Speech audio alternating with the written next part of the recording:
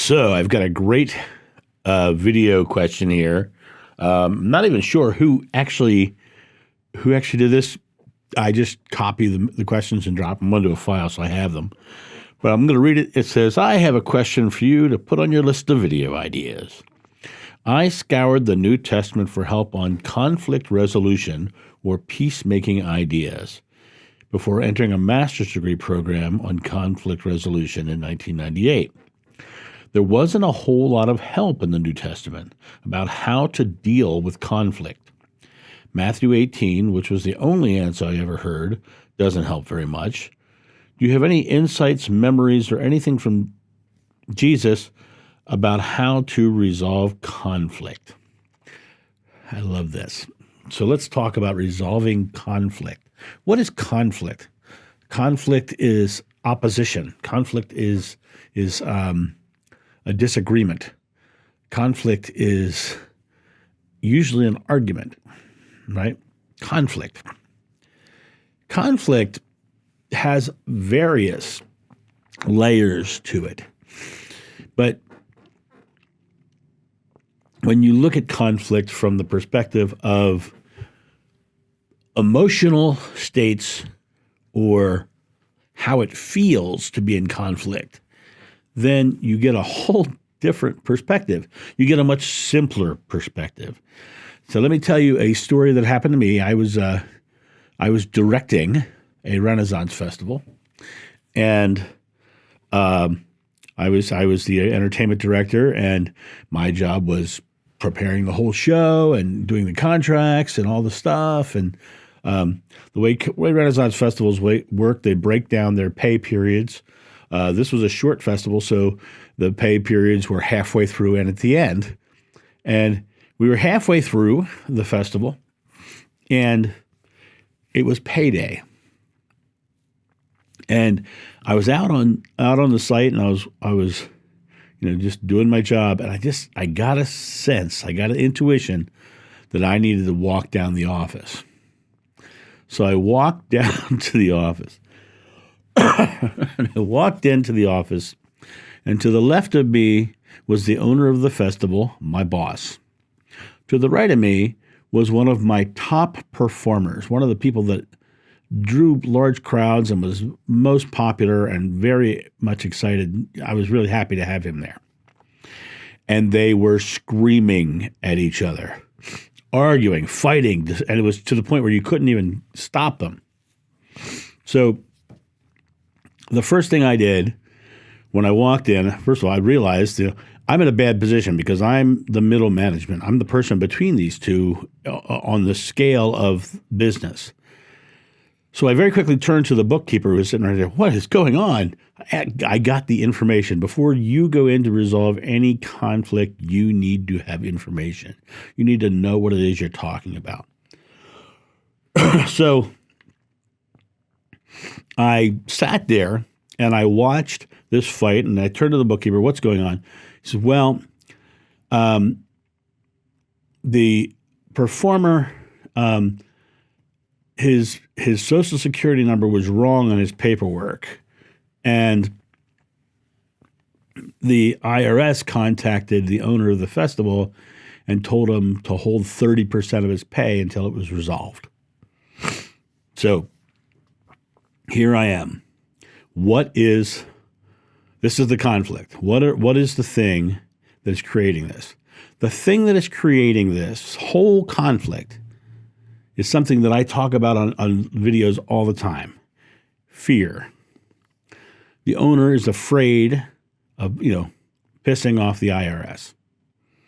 He wants to do what's right so he doesn't get in trouble because, he doesn't want to have a problem. He's like, my fear says, oh, crap, IRS said this, I got to solve this. The musician, his fear was he wasn't going to get his money. So they both were in a fear. So anytime you find a negative emotion or a rise of temperature in conversation, that's because a fear has just been exposed. Some fear is popping up. Now, the other thing that was happening is they also had another fear going on, the fear of not winning, right? And the fear of also being blamed and taking the fault and guilt, right? So how did I resolve this conflict? I walked into the middle of the fight and I said, guys, I am so sorry. This is my fault. The fight stopped and never happened again. It didn't come back up. This is my fault. Had I been more efficient on my paperwork, I would have caught this a long time ago, and we would not have been having this problem now. So here I have just knocked the fault and guilt out of the room. I have just stopped an argument with one sentence. But now, to stop this argument from this conflict from building up again, I have to offer solution. I have to offer a way out. So I turned to my boss, the owner, and I said, he is on one contract, but he has 2 pay periods. Can we take the entire 30% out of his second check and give him his full pay today? Yes, I can. We can do that. I can give him his full check today. We're going to give you your full check today. And tomorrow, I'm going to come down. I'm going to pick you up. We're just going to drive down to Social Security. We're going to get a copy of your Social Security card. And you'll get your full check at the end, too. No more fighting. No more argument. No more conflict. And the next morning, because you have to be true to your word if you are in the middle of conflict resolution, you have to be the stable one because they were not. So I met him, drove him to Social Security. We got his card, and he got both of his full checks. And he worked there for years after. And the owner did not want me to leave when I left that job. See, I came in, and he wanted me to continue working, and he and I were still friends. But what actually happened? I took the blame. I said, I'm the one who messed up. What I was actually doing was taking the fear out of the room. I was effectively taking the fear out of the argument.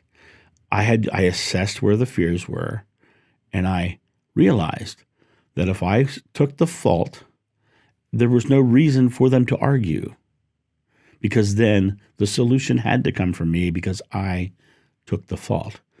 So conflict resolution really comes down to mitigating fear, mitigating the fear that is creating a negative. Anger is a fear response. People get angry because they're not respected. People get angry because they feel they're being cheated, and being cheated is fear of not getting what they deserve. So anger is a fear response. Any negative emotion is a fear response. And if you can think, especially in conflict resolution, of it as a love response or a fear response, and if you look at it, if it's negative, it's a fear response. Then you say, what is the fear that they are exhibiting right now? There's a thing that I used to speak when I speak in corporations, and I did a lot of speaking in corporations, and a lot of talk about conflict resolution as well.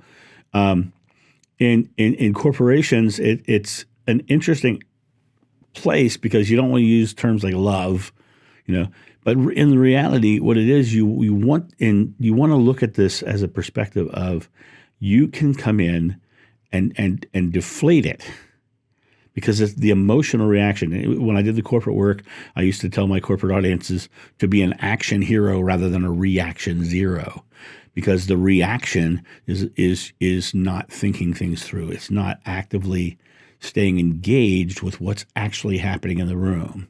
You're getting invested in reacting to the circumstances rather than getting the information and then going, okay, where's the fear and how can I remove the fear? And if you can get into that kind of space when you're dealing with conflict, you will solve the conflicts quickly. But realize also that if you're the one who has to resolve the conflict, you're the one who has to bring in solutions. And sometimes that can be as simple as a communication. You can say, so guys, this is my fault. What solutions do you have? Let's figure this out. And you might even create a dialogue or a conversation that way. But you have to take the fear out of the room and out of the argument, out of the conversation. Because the reason they're yelling, the reason they're having conflict in general is because there's a fear on each side. As I said, in this specific circumstance, the owner was afraid of the IRS and he was afraid of not getting paid. So what did I do? I gave him a solution for the IRS, and I got him his full check. I solved the situation. People want to be heard. People want to be heard all the time. This same performer, he was a hothead. He was just a hothead. He was afraid all the time and paranoid all the time. It might have been, some of the substances he was dealing with. But I remember I would direct a fair, and then I would schedule shows and stuff, and inevitably he would come to me and be screaming at me about how I'm, screwing him over and giving all the best slots to my best friends and da-da-da-da-da. And I remember a time that he came to me, and the conflict was between him and me. But conflict only exists if both parties engage. So he would come up to me and he would stand nose to nose with me, and he would say things about my mother that I would never normally like anybody to say about my mother. But I didn't go into reaction. I stood there and I listened, and I said to him, I'm sorry you're feeling this way. How can we resolve this? It wasn't intentional. I didn't let my emotions get up. By stepping in my face, he's doing physical confrontation. He's trying to get me to react. He wants me to punch him because that's where he is. But instead, I stayed totally calm. I said, "I'm so sorry this happened. Let's resolve it. We can fix things." And I did not allow my temper to raise. I did not allow my fear to swell up inside of me. He was a big guy too. I mean, it would have been an interesting fight. Put it that way. You know what happened? Eventually, he stormed off. 10 minutes later, he came back. He said, "I'm so sorry. I'm having a rough day, and I'm so sorry." He apologized to me. When someone comes at you in a negative state, you don't feed it. You don't give them what they want. You give them love. Now, for me, I knew he was upset, so I knew he was afraid of being screwed over. He was afraid that I wasn't respecting him. I was afraid I was cheating him in some way. Which comes back to his money again. He was afraid that I was taking money out of his pocket. He was afraid. My job wasn't to exasperate his fear, but to negate his fear, to give him a reason to not be afraid anymore. And that's how you do conflict resolution. And that's how Jesus would have done it as well. He totally would have loved them out of it rather than feared them out of it. So have a great day, and I'll talk to you soon. See you. Bye.